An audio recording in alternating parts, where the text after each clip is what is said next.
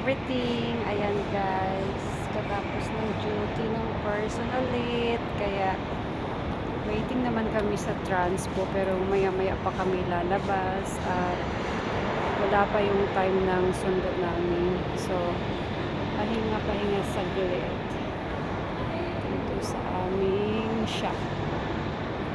Yan yung view ng ano guys, ng mall na to. Ang shop.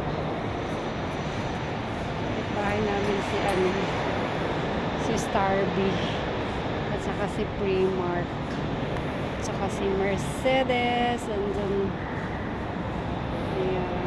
Maano to guys, maluwang hanggang phase 1 to phase 4. So nasa phase 4 kami, nasa dulo.